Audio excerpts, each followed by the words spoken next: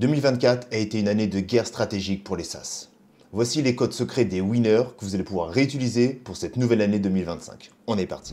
Bonjour à tous et bienvenue dans cette nouvelle vidéo. Vous l'avez compris, aujourd'hui on va parler de 2025, mais aussi 2024 avec les codes secrets de ce qui a marché pour les SaaS à succès en 2024 et qui sont encore, et je dirais même plus, qui doivent être appliqués en 2025 pour suivre la cadence et la tendance.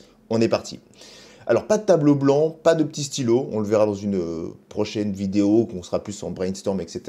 Là, aujourd'hui, je vais vous afficher différents items et on va développer, on va dérouler. Donc, si vous avez un doute ou vous n'avez pas tout compris, vous mettez pause, vous venez en arrière, vous vous abonnez, vous likez et on enchaîne. Premier item, ça va être l'IA. L'intelligence artificielle, un véritable accélérateur. Alors je pense que là, ça n'a échappé à personne, à part si vous vivez dans une grotte, que l'intelligence artificielle est omniprésente. D'autant plus dans le secteur du SaaS, dans nos modèles économiques préférés et favoris à tous, pour ça vous êtes là, c'est ultra présent. Sur trois axes, l'intégration massive de l'IA dans les produits. Alors là, je vais penser tout de suite, par exemple, pour donner un petit peu de contexte quand même, à un SaaS CRM. Donc, disons que vous avez un SaaS CRM, du coup qui va gérer la gestion des clients, des prospects, etc. et tout. Bah, par exemple, on peut très bien intégrer un modèle de langage, je vais arriver, un LLM, qui du coup va analyser les emails, les échanges et tout un tas de données pour pouvoir en gros en ressortir quelque chose. Ça, c'est on va dire, c'est l'utilisation de base dans les CRM avec de l'IA pour pouvoir en gros avoir ce premier dégrossage et ensuite du coup dégrossissement, je pense que ça se dit plus, ouais, dégrossissement, c'est mieux, pour pouvoir en gros analyser les données et l'intelligence artificielle rentre en jeu et c'est un facteur clé à ce niveau-là. Ensuite à ça, au niveau du coup des tendances et des choses à appliquer et qui sont vraiment game changer, ça va être l'hyper-personnalisation.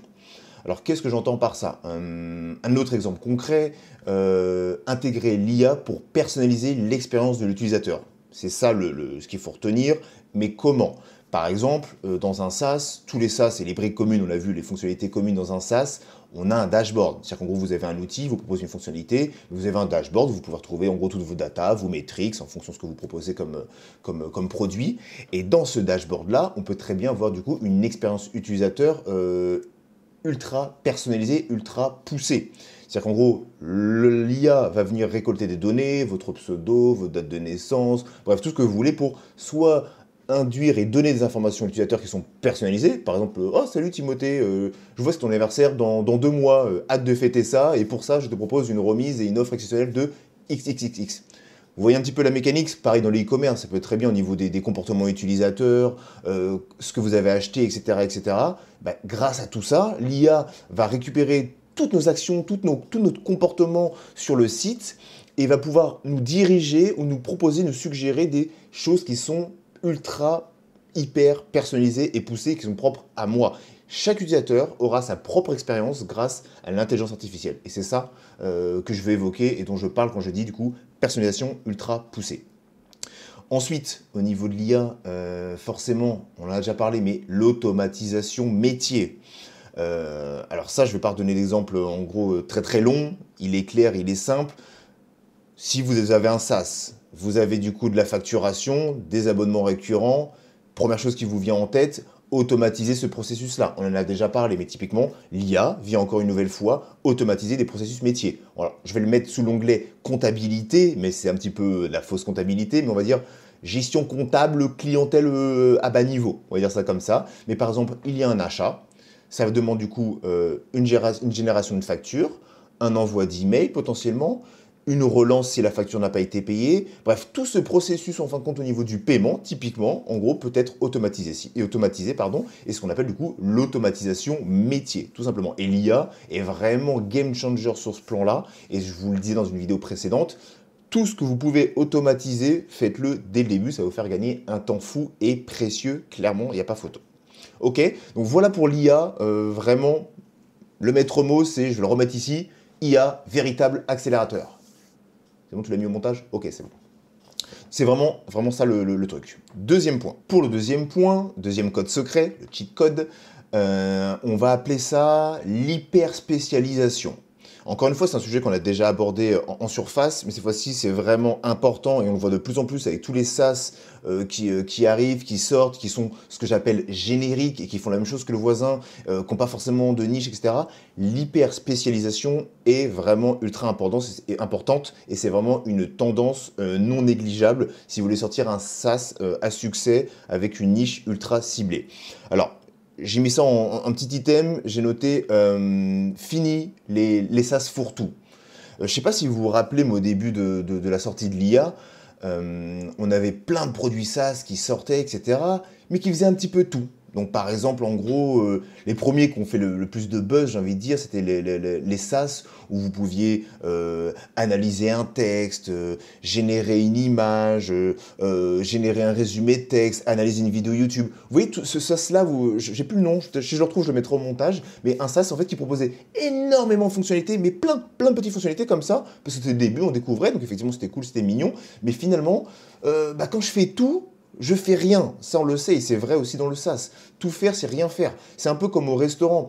Ah, on a un peu maintenant, c'est rentré dans les consciences collectives, je pense, quand vous allez au restaurant et que vous voyez trop de choses sur la carte, moi, c'est mon réflexe maintenant. Alors, je ne sais pas si c'est l'opinion publique ou la norme, ou je ne sais pas ce que vous en pensez, dites-moi.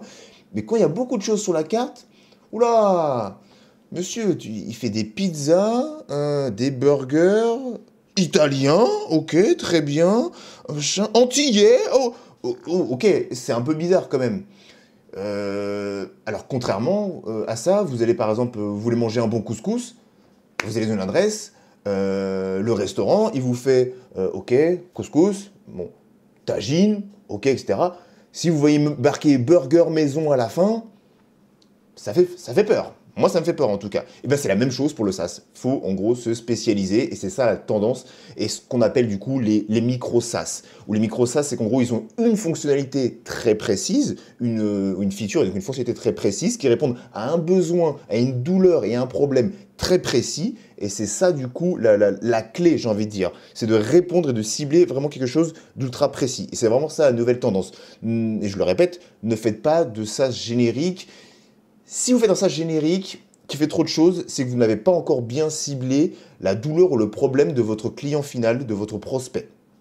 Et en l'occurrence, si ce n'est pas ciblé et que vous voulez tout faire, c'est que vous avez mal identifié le problème, la zone de douleur, et que vous ne répondrez pas à un vrai problème. Et forcément, indirectement, vous n'aurez pas de clients derrière qui vont payer. Parce qu'en tout cas, bah, oui, lui, il fait ça, mais ouais, non, c'est pas vraiment un problème. J'ai Word pour faire ça. Ok, on y va. Vous voyez, c'est qu'en gros, c'est un peu ça l'idée. Donc, le mot-clé, c'est fini le fourre-tout, focus sur les SaaS ultra spécialisés et surtout une niche. Il faut vraiment, je le répète, je vais vous saouler avec ça tant que ce ne sera pas compris, il faut que vous soyez un chirurgien du SaaS. D'accord? C'est qu'en gros, le mot d'ordre, c'est la niche est votre allié. La niche, c'est votre allié. Je le répéterai pas une troisième fois. La niche, c'est votre allié, ok? C'est dans cette niche-là, c'est dans cet endroit-là qu'il faut taper, qu'il faut cibler pour avoir du résultat. Tout simplement. Ça fera l'objet d'encore d'autres vidéos, mais voilà pour l'hyper spécialisation. Le titre est là. Ok? Troisième point, on va parler un peu du pricing et j'ai mis ça sous l'item des modèles économiques révolutionnés ou révolutionnaires, ça dépend d'où vous en êtes dans votre SaaS, mais stop au pricing rigide. Votre modèle économique doit être flexible, modulaire. Vous devez laisser et donner la possibilité à l'utilisateur final de pouvoir choisir ce vers quoi il veut se diriger. Alors, je vais juste mettre une parenthèse parce qu'effectivement, il existe des techniques connues des plus grands commerciaux ou enseignes, CF, McDo, Starbucks, Apple, ce que vous voulez, avec la fameuse théorie des 3 prix. Si cette mécanique, cette petite fourberie, j'ai envie de dire, existe et est présente et est appliquée par les plus grands, c'est qu'il y a bien une raison. Je glisse ça là, juste avant de fermer la parenthèse, la théorie des 3 prix. Vous savez, Starbucks par exemple, ou je ne sais plus c'est quoi leur formule, mais on va dire par exemple S, M, L ou XL, peu importe. Ces fameux 3 prix-là, vous retrouverez ces trinités-là chez Apple, avec les différents types de formats, de machin, etc. Chez McDo, avec leurs formules, etc., etc. Si ça existe, si c'est présent, c'est qu'il y a une raison. On va pas s'en priver, ça existe, c'est fonctionnel, c'est du marketing, et c'est pareil pour votre SaaS. Votre pricing doit être flexible et modulaire. Donc stop au prix unique j'ai l'impression d'être menotté quand j'arrive sur un SaaS et que j'ai un seul pricing qui est là juste pour renflouer les poches de ce concepteur. Alors ça se trouve, la formule, j'ai même pas pu tester, c'est vachement frustrant. Et en général, moi, en tout cas, je paye même pas dans ce cas-là. Et c'est le cas du coup pour potentiellement vos futurs prospects, vos futurs clients. Donc vraiment avoir des pricing flexibles pour avoir du concret, un premier prix à 10 euros, 20 euros ou 30 euros, peu importe, ça c'est vraiment du cas par cas, je peux pas donner d'exemple concret, mais vous voyez un peu l'idée, avec des paiements par mois, donc mensuellement, des paiements à l'année, etc., avec des remises, etc. Parfois même prendre des packs en fonction de ce que vous faites en crédit, en freemium, mais il faut vraiment que vous ayez de la flexibilité, de la modularité dans votre système de paiement, et j'ai envie de dire, tant que votre coût de revient est calculé et que vous rentrez dans vos frais avec n'importe quel type de pricing, n'importe quel type de niveau de pricing, modulo le nombre d'utilisateurs, forcément, c'est OK. C'est OK. Le reste, après, c'est vraiment à vous calculer. C'est pas grave si vous vendez en gros 100 abonnements à 25 euros. Si c'est 100 fois 25 qu'il vous faut pour pouvoir rentrer dans vos coûts, eh ben, c'est pas un problème. Le but, c'est que ce soit utilisé, que ce soit mis en place et que vous ayez des clients. Une fois que ces clients sont des ambassadeurs, vous pourrez réinvestir dans la communication, augmenter vos tarifs, etc. Voilà, le principal truc à garder, c'est vos coûts de revient. Pensez à vos coûts de revient. Mettez pas un pricing à 10 euros ou 15 euros qui va vous flinguer votre bande passante ou vos charges serveurs ou vos tokens en IA et qu'au bout de ça, ouais, j'ai 1000 utilisateurs à 100 euros, n'importe quoi, à 10 euros. Sauf qu'en compte, bah là, actuellement, je dépasse je dis n'importe quoi, mais je dépasse les 15 000 euros, je rentre même pas dans mes frais. Non. Il faut que tous les modèles et toutes les versions soient amortissables et rentables avec plus ou moins de temps ou d'utilisateurs, forcément. Vous avez compris un peu l'idée. Donc voilà, vraiment le maître mot par rapport à ça, c'est la flexibilité et la modularité. Et il faut, et je vais rajouter à ça pour terminer sur ce point-là, vraiment que l'utilisateur ressente la valeur ajoutée à ce moment-là. C'est vraiment ça. Le client doit ressentir ce qu'on appelle le ROI, retour of investment, donc le RIO, retour sur investissement. Je ne sais plus dans quel sens on le dit maintenant, je me suis mélangé les pinceaux. Mais il faut vraiment qu'il sente qu'il y a de la valeur perçue, comme on l'a dit dans la vidéo précédente, une des vidéos précédentes, que cette valeur perçue soit directe pour casser et enlever cette barrière au niveau du pricing. C'est que, ok, je vais payer 15 euros, 20 euros, bon, c'est dans mon budget, j'aurais imaginé ça moins cher, mais il y a tellement de valeur que, ok, j'y vais. Et le must dans tout ça, c'est que, waouh, ça a tellement de valeur, c'est pas cher en plus vu le temps que ça me fait gagner. Là, par contre, c'est pépite. Ok, vous avez compris un petit peu l'idée. Donc voilà, pour ces 3 points-là, je les rafficherai ici. Vous avez compris un peu l'idée, je vais les mettre en résumé. La feuille de route, du coup, pour 2025, on l'a dit, on va reprendre les notes.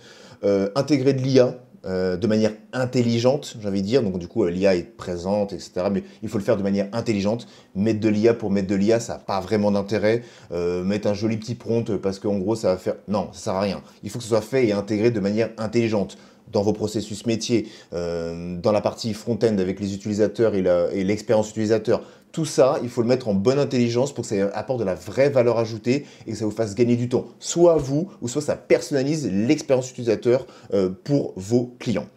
Des propositions et une niche du coup, une proposition ultra ciblée, et du coup ça revient à ce qu'on disait sur le point numéro 2, trouver une niche et une cible et rester dessus, focuser là-dessus. Vous faites un vrai persona, vous regardez, etc. Vous répondez aux besoins et aux douleurs. Et ça, c'est indispensable pour avoir un petit SaaS à succès. Le modèle économique, on vient de le voir. Du coup, flexibilité, modularité, pour vraiment donner la possibilité à tous vos utilisateurs de s'y retrouver et qu'il n'y ait pas de frustration et de frein. Et la valeur ajoutée, comme je viens de le préciser, par rapport à ça, pour vraiment faire l'effet waouh et le fameux AA moment. Pour ceux qui n'ont pas vu, c'est AHA. Il y a une vidéo qui en parle, je vous laisserai aller voir. Ok ?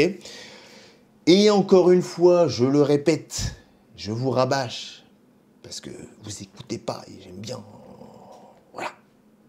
Toi, au fond de la classe, t'as pas écouté. Ouais. Écoutez votre utilisateur comme si c'était un oracle, comme si c'était le messie. C'est lui qui aura le dernier mot. C'est pas le copain, c'est pas madame, c'est pas mon chien. C'est l'utilisateur qui doit être l'oracle et le messie. Bien sûr, toute proportion gardée. Mais c'est vraiment lui, blague à part, qui va vous donner le ton, le tempo et les retours. C'est lui qui va utiliser votre produit. Il faut que vous mettiez ça en tête, vraiment. Je dis ça parce qu'en gros, je sortais d'une réunion avant-hier avec un collaborateur, cette fois-ci, qui était vraiment investi un peu trop dans le projet, qu'il avait une vision.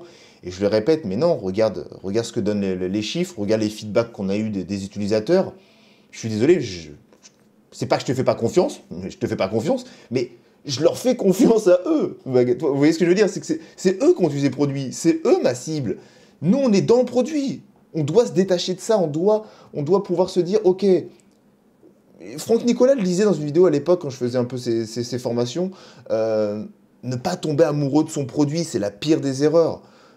Aimer entreprendre, aimer faire ce qu'on fait, oui, mais aimer aider les gens, aimer apporter de la valeur et aimer résoudre des problèmes, c'est totalement différent. Et à partir du moment où on passe, je digresse un peu là, du moment où on passe la barrière de je tombe amoureux de mon produit, moi je vois ça comme ça, à partir du moment où il y a du moi et du je dans votre réflexion ou de la réflexion de la part d'un collaborateur qui vient travailler sur un projet avec vous, c'est en général, alors je vais pas dire que c'est un red flag, parce que des fois il y a des gens qui peuvent être comme par hasard la cible, etc.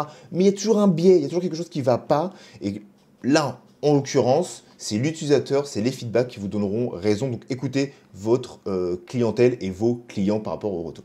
Ok? Voilà, je crois qu'on a fait le tour. Maintenant, je vais arrêter avec mes digressions. Je vous remercie d'avoir suivi ça. Si on devait résumer cette vidéo, c'est que l'avantage concurrentiel en 2025, qu'est-ce que c'est? Ça va être votre capacité à résoudre des problèmes complexes de façon simple. Tout simplement. Si ça vous a aidé, vous avez aimé le contenu, vous aimez ce type de format, n'hésitez pas à liker, partager la vidéo, laisser un petit commentaire pour savoir où c'est que vous bloquez, qu'est-ce que vous prévoyez d'augmenter ou d'intégrer dans ce qu'on vient de voir. Et on se dit à bientôt pour une prochaine vidéo. Ciao!